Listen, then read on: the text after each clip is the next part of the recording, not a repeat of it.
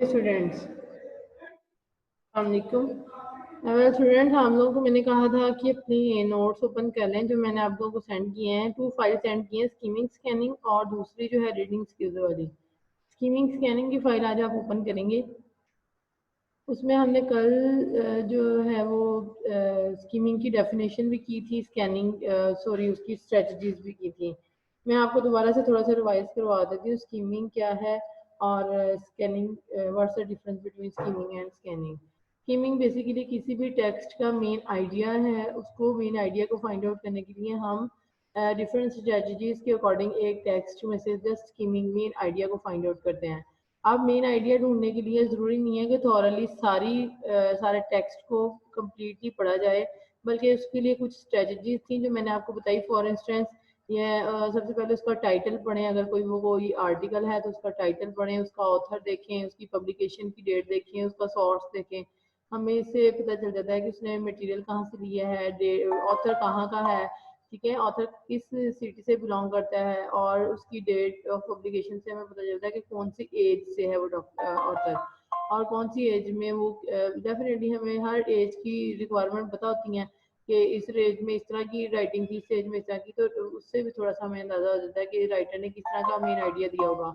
उसके बाद रीडिंग इसका इंट्रोडक्शन, अगर इंट्रोडक्शन बहुत बड़ा है तो फिर उसको जस्ट उसका ओनली हर पैराग्राफ का फर्स्ट सेंटेंस पढ़े, या फर्स्ट पैराग्राफ पहले तो फर्स्ट पैराग्राफ पढ़े, अगर फर्स्ट पैराग्राफ में से नहीं मिल रहा तो उसका हर सेंटेंस का वेरी फर्स्ट सॉरी हर पैराग्राफ का पहला सेंटेंस पढ़ लें, उससे भी हमें मेन आइडिया की समझ आ जाती है। उसके बाद रीड एनी हेडिंग एंड सब हेडिंग। फिर हमने अगर हमें नहीं मिल रहा है मेन आइडिया, हमें टाइटल से भी नहीं मिल रहा, इंट्रोडक्शन के में से भी नहीं मिल रहा किसी हेड, फिर हम देखेंगे हेडिंग और सब हेडिंग्स को। सब हेडिंग्स को पढ़ने के बाद भी हमें थोड़ा सा अंदाजा हो जाता है, ठीक है।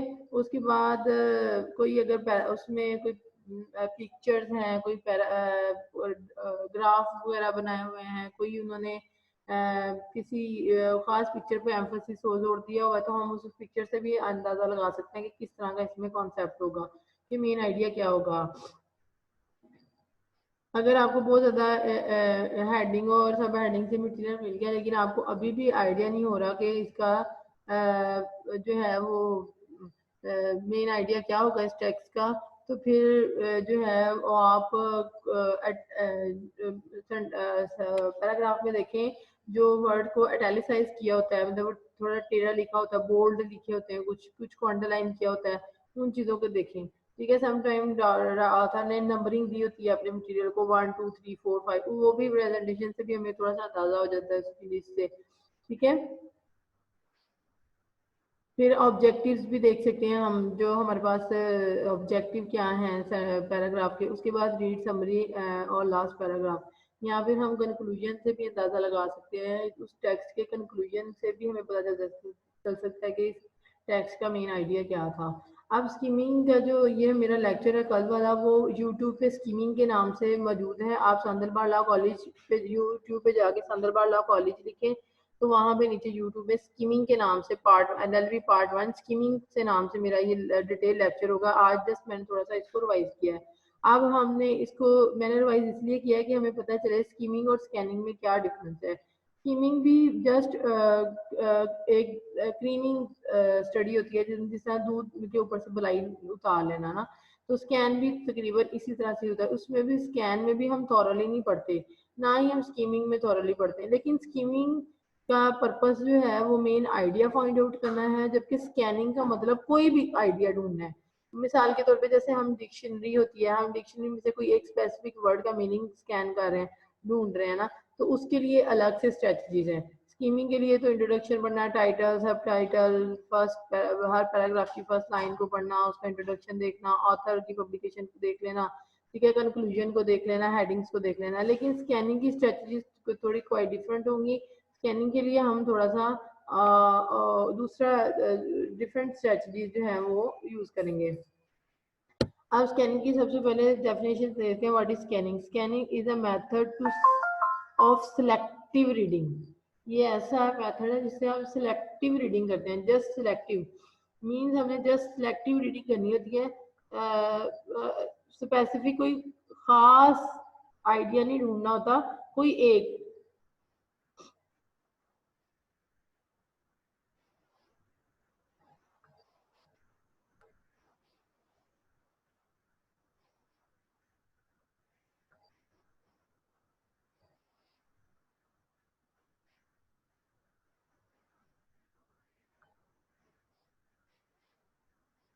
फैजान अरशद, फैजान बेटा आप 4 डे से ट्राई कर रहे हो, आप ज्वाइनिंग तो कर रहे हो, अब नहीं हो रहा आपका, मेरा इसमें कोई भी फॉल्ट नहीं है, आपकी किसी आप भी मसला।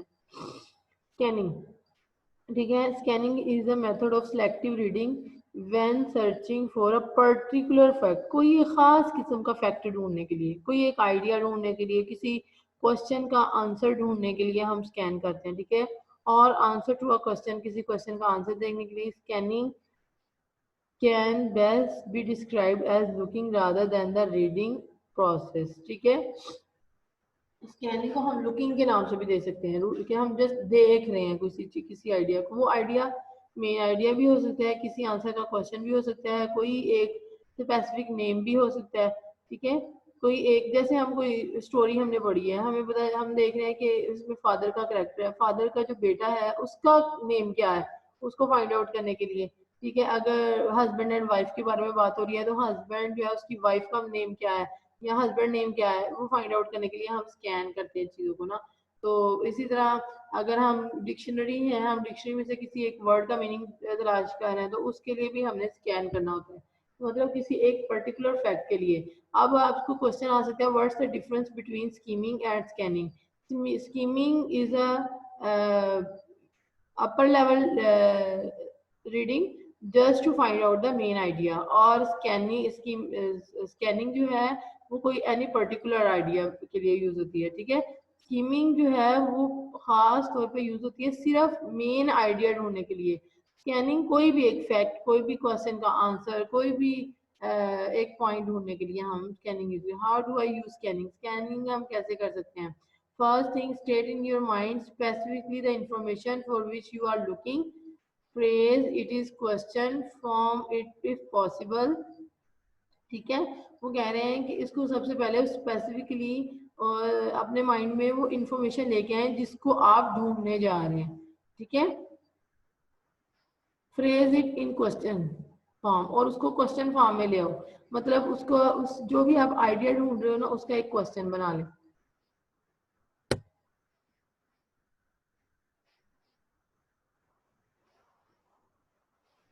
कोई भी आप फाइंड आउट करना चाह रहे हो तो उसको एक क्वेश्चन फॉर्म में लेंगे। Try and to anticipate how the answer will appear and what clues you might use to help your locate the answer, ठीक है। अब आप क्लू ढूंढे, मिसाल के तौर पे आपने फॉर इंस्टेंस डिक्शनरी में से कोई एक वर्ड का मीनिंग ढूंढना है, तो डेफिनेटली अगर वो डी से स्टार्ट हो रहा तो आप डी के पोर्शन में जाएंगे। डी के बाद वो जैसे डेजर्ट है, अब डेजर्ट को ढूंढने के लिए हम देखेंगे डी के बाद ई वाला, डी के बाद सबसे पहले ए आएगा, फिर डी के बाद डी के स्पेलिंग में जैसे डेट, फिर डी के बाद बी आएगा, ठीक है, या फिर ई सी आएगा, फिर डी आएगा, फिर ई आएगा, ठीक है। तो आप इसी तरह से देखेंगे कि डी डी के बाद हम डी में के पोर्शन में जाएं, फिर डी ई पे जाएं, ठीक है, डी ई एस पे जाएं, तो वो डेफिनेटली हमें वो जो है वो एक क्लू जो है उसका वो मिल जाता है। मतलब हमने क्लू तलाश करने होते हैं इसमें कि हमने किस तरह से इसको ढूंढना है। Determine the organisation of the material, it is your most important clue to where to begin looking for information, especially when looking up information contained in charts and tables. The organization of the information is crucial to rapid scanning. अच्छा, उन्होंने यहाँ पे ये third में कहा है determine the organisation of the material. सबसे पहले वो मटेरियल आपको मिलना कहाँ से है, उसकी ऑर्गेनाइजेशन को ढूंढें कि इस किस्म का मटेरियल कौन सी ऑर्गेनाइजेशन में हमें, मिसाल के तौर पे हमें कौन सी बुक में मिल सकता है, कौन से, आप मिसाल के तौर पे आप किसी एक वर्ड का मीनिंग स्कैन करना चाह रहे हो तो डेफिनेटली आप डिक्शनरी की तरफ जाओगे, किसी आर्टिकल की तरफ तो नहीं जाओगे, किसी साइंटिफिक बुक की तरफ तो नहीं जाएंगे आप। अच्छा, यहाँ पे ना एक स्टूडेंट अभी डेली में इसको रिमूव कर देती हूँ, मैंने अभी इसको ऐड किया है ओप्पो ए आई के, ये जो भी स्टूडेंट है, फिलहाल बेटा मैंने आपको आज ऐड किया, मैं आपको रिमूव करने लगी हूँ। ऐड इस वजह से किया है कि आपको नहीं पता कि आपने अपने नेम से एंटर होना है, ज्वाइन करना है। ये ओप्पो AI क्या होता है, रीनेम कर ले फौरी तौर पे, अदरवाइज मैं आपको रिमूव कर रही हूँ। डेली आप लोग ये काम करते हैं।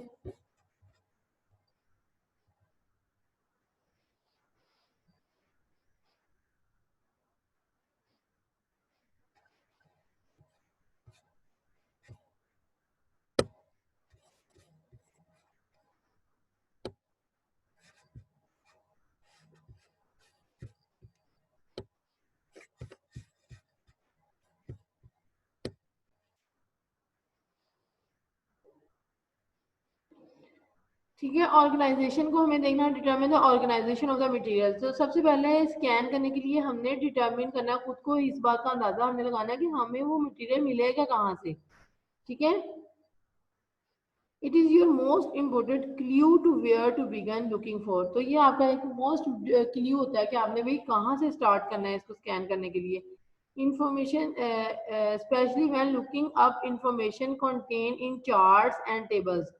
खास तौर पे जब आप कोई चार्ट या टेबल्स पे मुश्तमिल किसी किस्म की इंफॉर्मेशन को स्कैन करना चाह रहे हो, तो डेफिनेटली तब आप एक organisation, organisation of the information is crucial to rapid scanning. ठीक है, जो ऑर्गेनाइजेशन है वो हमें अलो कर देती है कि हम रैपिड स्कैन कर सकें, फौरी तौर पे चीज़ों को स्कैन कर सकें। Use heading and any other aids that will help you identify which section might contain the information for which you are looking for। ठीक है, इसमें आप थोड़ा सा हेडिंग को भी देख लेंगे कि हेडिंग से भी आपको अंदाजा हो जाएगा कि आपने जो इन्फॉर्मेशन है वो कहाँ से स्कैन करनी है। ठीक है, उसके बाद selectively read and skip through likely section of the passage. ठीक है, तो इसमें ये होता है स्कैन करने के लिए, जैसे आप फाइंड आउट कोई नेम फाइंड आउट करना चाह रहे हैं, तो आप जस्ट स्किप करते जाएं बाकी सारी चीजों को, जस्ट नेम पे कॉन्सेंट्रेट करें। अगर कोई नंबर ढूंढना चाह रहे हो तो जस्ट उस एक पैसेज में नंबर की तरफ अपनी नजर दौड़ाएं फौरी तौर पे कि नंबरिंग कहाँ पे है। अगर कोई पिक्चर ढूंढना चाह रहे हैं, बाकी सारी चीजों को आप जो है वो साइड पे रख देंगे, उनको स्किप करेंगे और आप जस्ट उस पिक्चर को फाइंड आउट करेंगे।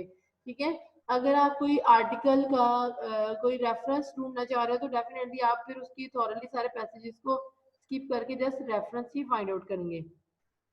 तो 5 पॉइंट है, selectively read and skip through likely section of the passage, keeping in mind a specific question you formed and your expectation of how the answer might appear. Move your eyes down the page in a systematic way. अब ये अपनी eyes को move करना है आपने page पे, मतलब जल्दी से नजर दौड़ानी है उस पेज पे, जस्ट अपने स्पेसिफिक क्वेश्चन का आंसर फाइंड आउट करने के लिए आपने थॉरली जस्ट, मोस्टली हम ऐसा करते हैं जब हम किसी आंसर का क्वेश्चन फाइंड आउट कर रहे हैं, हम कोई नंबर ढूंढ रहे हैं, हम कोई नेम फाइंड आउट कर रहे हैं, नेम का मीनिंग देख रहे हैं। ठीक है, तो हम जस्ट कॉन्सेंट्रेट करते हैं उस वर्ड पे या उस क्वेश्चन के आंसर पे, बाकी थॉरली नहीं हम पढ़ते।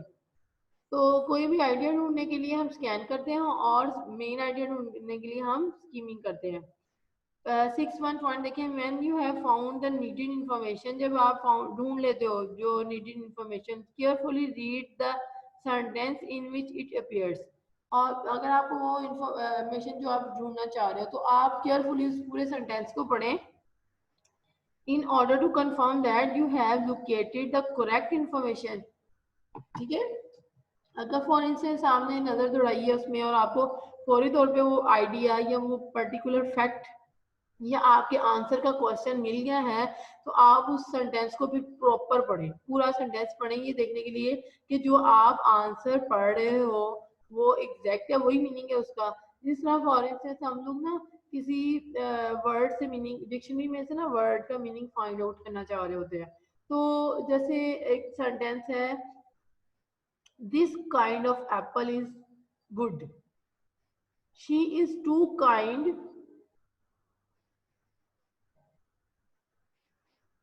she is too kind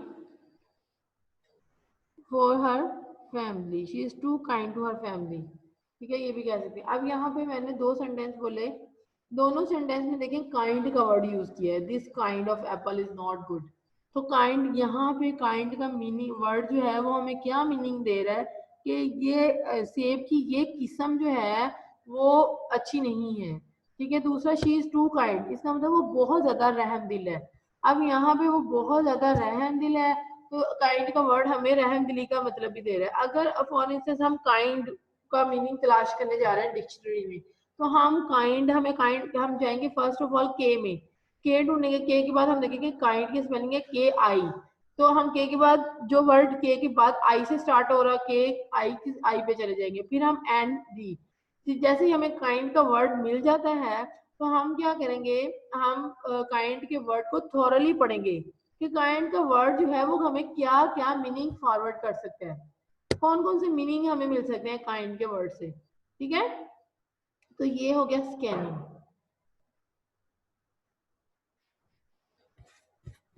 ये आपको शॉर्ट क्वेश्चन में भी आ सकते हैं, दोनों जो है वो लॉन्ग क्वेश्चन में भी आ सकते हैं। अच्छा, नेक्स्ट मैंने आपको एक और फाइल सेंड किया है, वो है स्टडी रीडिंग स्किल्स के नाम से। ये जरा ये फाइल ओपन करें। इसमें से कल मैंने आपको स्कीमिंग की सारी डेफिनेशन वगैरह करवाई थी, और उसकी जो है वो स्ट्रेटजीज भी करवाई थी। उसके बाद आज हम इसी फाइल में से स्कैनिंग को देखते हैं कि स्कैनिंग पे इन्होंने क्या मटेरियल यहाँ पे हमें प्रोवाइड किया है।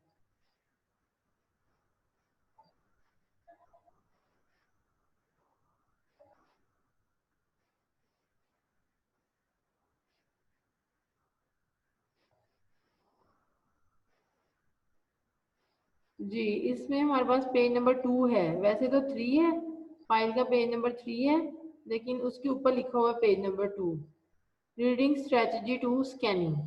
ये डेफिनेशन जरा एक दफा हम देख लें दोबारा से यहाँ इस फाइल से। ये भी है, scanning is reading quickly to search for specific information. ठीक है, स्कैनिंग जो है वो क्या है, क्विकली सर्च है फॉर स्पेसिफिक इंफॉर्मेशन, किसी भी स्पेसिफिक इंफॉर्मेशन की के लिए सर्च है। You may not realize it, but you are already good at scanning. You scan, for example, when checking a TV guide or a phone book. Scanning may allow you to read up to 1500 words a minute. जिस तरह skimming हमें allow करती है कि हमें 1 minute में 1000 word पढ़ सकते हैं ना, तो स्कैनिंग में हम विद इन 1 मिनट 1500 को स्किप कर सकते हैं।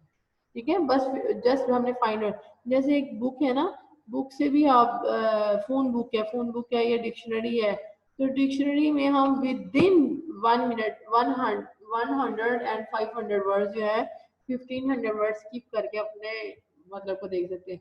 इसके बाद बेटा हम लोगों ने दो दो स्ट्रेटजीज और पढ़नी है, स्किल पढ़नी है, वो है एक्सटेंसिव और इंटेंसिव। स्कीमिंग और स्कैनिंग जो है वो जस्ट सरफेस लेवल रीडिंग है। स्कीमिंग हम यूज करते हैं मेन आइडिया फाइंड आउट करने के लिए, और स्कैनिंग हम करते हैं कोई भी आइडिया, कोई भी आंसर का क्वेश्चन, सॉरी क्वेश्चन का आंसर, कोई भी पर्टिकुलर फैक्ट देखने के लिए। ठीक है, दोनों के लिए हम जो है वो जस्ट सरफेस लेवल रीडिंग करते हैं। इसके बाद हमने पढ़ना है इंटेंसिव रीडिंग। इंटेंसिव रीडिंग जो है वो डीप स्टडी को कहते हैं, एक्सटेंसिव रीडिंग भी डीप स्टडी को कहते हैं, लेकिन दोनों में थोड़ा सा डिफरेंट है। इंटेंसिव रीडिंग जो है वो क्लास में होती है, और वो उसमें आपका इंस्ट्रक्टर जो होता है, जैसे आपका टीचर है, वो आपको बताता है कि आपने डीप स्टडी करनी है और उसके टारगेट किस तरह से होने चाहिए। जबकि एक्सटेंसिव रीडिंग भी डीप स्टडी होती है, लेकिन वो आपके अपने इंटरेस्ट के लिए होती है, आपके अपने प्लेजर के लिए होती है। जैसे आप नॉवल रीड कर रहे हो, कोई स्टोरी पढ़ रहे हो, तो डेफिनेटली स्टोरी में आप स्कीमिंग स्कैनिंग तो नहीं करोगे। ठीक है, वो आपके अपने इंटरेस्ट के लिए है। तो एक्सटेंसिव रीडिंग जो है वो आउटसाइड द ऑर्गेनाइजेशन होती है, और outside the organisation deep study of any text. ठीक है, आउटसाइड द ऑर्गेनाइजेशन से मुराद किसी भी इंस्टीट्यूशन के बाहर, जब आप अपने घर में बैठ के अपने सेल्फ प्लेयर के लिए, अपने सेल्फ इंजॉयमेंट के लिए कोई डीप स्टडी करते हो, तो वो एक्सटेंसिव स्टडी होती है, एक्सटेंसिव रीडिंग होती है। और इंटेंसिव रीडिंग भी डीप स्टडी होती है, लेकिन वो आपके ऑर्गेनाइजेशन में रह के होती है। जैसे कोई टीचर आपको एक टॉपिक दे देता है, फिर उससे रेलिवेंट आपको डिफरेंट टारगेट देता है, और आप उन टारगेट को अचीव करते हो अकॉर्डिंग टू योर इंस्ट्रक्टर। ठीक है, तो अब हम कल जो है एक्सटेंसिव और इंटेंसिव रीडिंग पे डिटेल डिस्कशन करेंगे। इंटेंसिव और एक्सटेंसिव रीडिंग पे मैं आपको मटेरियल सेंड कर दूंगी। बाकी आप लोग मेरे ये दोनों लेक्चर स्कीमिंग और आज का लेक्चर स्कैनिंग के नाम से होगा, स्कीमिंग स्कैनिंग के नाम से होगा, ठीक है। तो आप इसको भी यूट्यूब पे सांदरबाला कॉलेज में जाके ये लेक्चर अगेन सुन सकते हो। सुनने के बाद अगर आपको कोई भी बात समझ नहीं आई है तो आप you can ask me.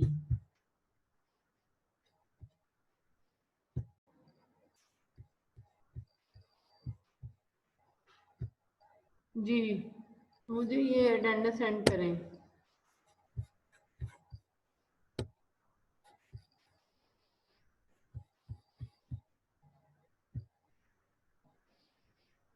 Faizan 17 आज एंटर हो गया। फैजान बच्चा था एंटर। आशिर मकसूद, आशिर ये दोबारा से चला गया था बच्चा।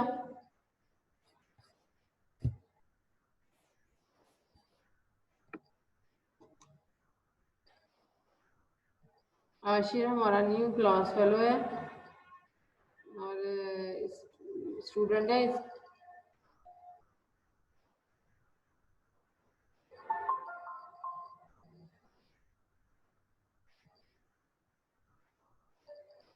बेटा मैंने 4 टाइम आपको एंटर किया है फैजान 17 के नाम से, ठीक है। खुद ही ज्वाइनिंग पे आके आपका खुद ही रुक जाता है। मुझे नहीं इसमें बताइए क्या मसला है आपका। आप अपनी ऐप चेक करें। फैजान अर्शद 17।